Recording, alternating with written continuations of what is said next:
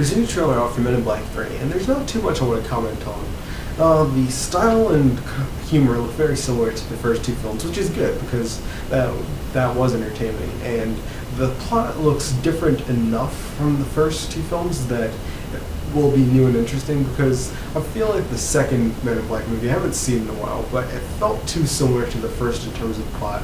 How we're trying to find this thing before the Earth is destroyed, and there is enough that's different about this one with the time travel plot and the potential invasion that it looks like it's going to be fresh. And I'm very entertained by when I would see Josh Brolin doing his Tommy Lee Jones impression, because it's spot on. He really does feel like a younger version of Kay, which is very cool. So I'm still not sure it's going to be a worthwhile movie, but I'm definitely interested in seeing it, and I hope it does turn out to be a worthy sequel to Men in Black. There's some rumors about the plot of Iron Man 3, and the rumors are that it's going to adapt some of the Extremis storyline from the comics. And I don't really feel like explaining the storyline of Extremis because I'd probably do it very poorly, but I recently, well, it's been a few months now, but I watched the motion comic, which you can find on Netflix, and you can probably find the story in Barnes & Noble somewhere, but if you do have Netflix, I'd recommend that because it's easier and you've already got it, so you can watch it for free. But after I saw it, I was thinking that definitely elements from that story could be adapted into a third Iron Man film, because it feels different enough from, oh, we've got another guy fighting Iron Man with technology. So definitely check out Extremis, because I think it's a pretty interesting story on its own, but there are some things in there that seem to me like they'd be great to adapt into Iron Man 3, and to talk a little bit on it, it deals with Tony Stark trying to improve himself to deal with a new kind of threat, kind of a more biological threat than what he's faced in the past. So already very different from the first two Iron Man movies. So if they go that route, I think it could definitely make the third film better than the second, and maybe even better than the first if they do it well enough and have interesting stories to surround what they take from Extremis. Got a few bits of new Avengers information for you. The runtime has been announced for the film. It's going to be 2 hours and 15 minutes. And some of the fans were pretty concerned about that, and I think a lot of the fans out there are just hoping for some like 5-hour epic, but we're realistically be interested in something that's like 2.5 hours or a little bit longer than that. And me personally, I think that length would have been fine for me and maybe would have been great, but I can understand why it's not that long. And people compare it to like, oh, Fellowship of the Rings, that's a really long movie. The Dark Knight, that's an hour. That's 152 minutes, so that's over 2.5.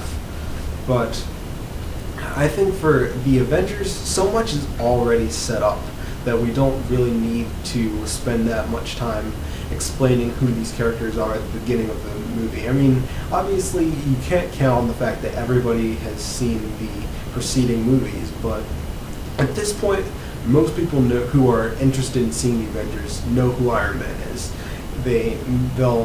It doesn't take long to explain the basic story of who Thor is and who Captain America are, and still, if the appeal of the Avengers is kind of a culmination of things, so it is kind of a sequel movie, even though it's the first Avengers movie.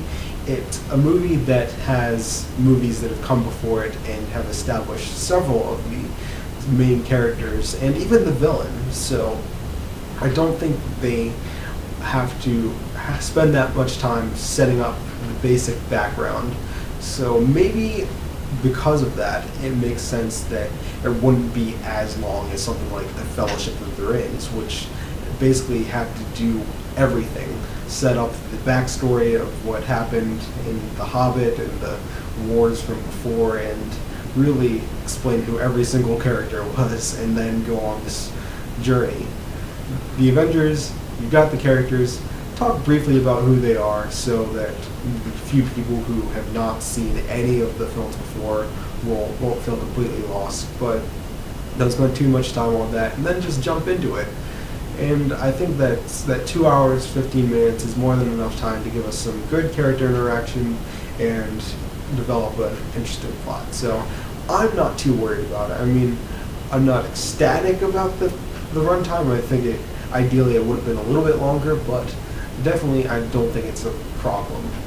Another thing about the Avengers, AMC has announced that some of their theaters across the country, I've got the list and the link in the description, are going to be airing like a marathon of the Marvel Studios films leading up to the Avengers. I'm pretty sure the Avengers ticket is not included in that, but on May 3rd they'll be showing Iron Man, Incredible Hulk, Iron Man 2, Thor, and Captain America all back to back for the price of $40. So if you're the type who would be interested in seeing these movies again in theaters and are interested in doing a marathon, then maybe that's a good option for you if you're nearby to one of these things.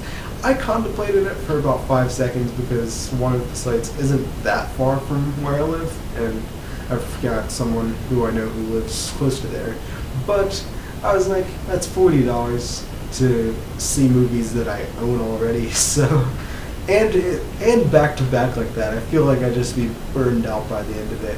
Just, okay, whatever. Yeah, Marvel movies, let me just go home, rest a while, and then I'll go see the Avengers. So, personally, I don't think it's for me, and I don't really see that much of the value in it, but, of course, there is nothing like seeing a movie in theaters, so it will be a cool option. So if you are interested, check that out and suit yourself.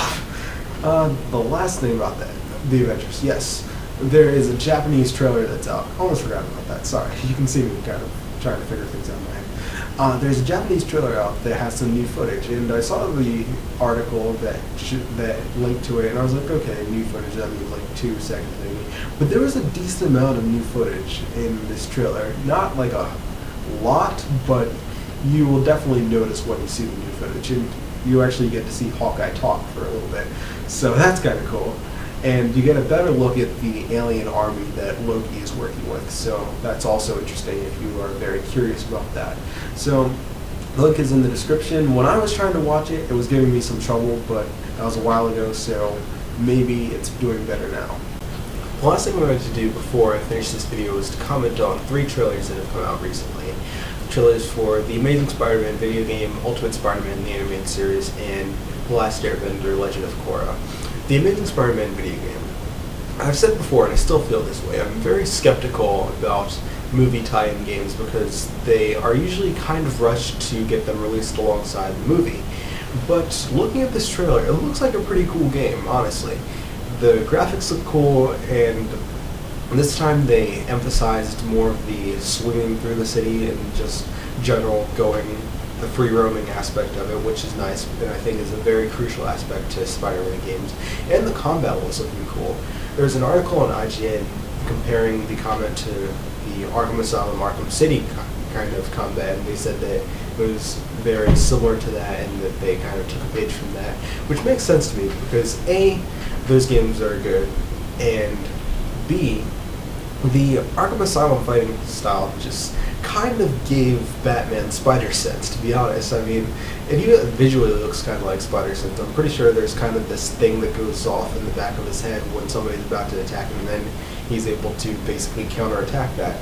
So it makes sense to possibly base Spider-Man's spider sense on the way they do it in the Arkham games, because it's really a similar gameplay dynamic, and it doesn't make sense to try to reinvent the wheel when you've got it executed very well in another game.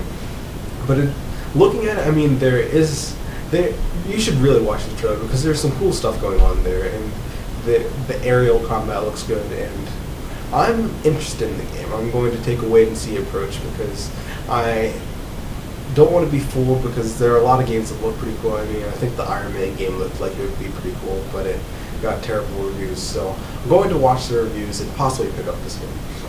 Ultimate Spider-Man.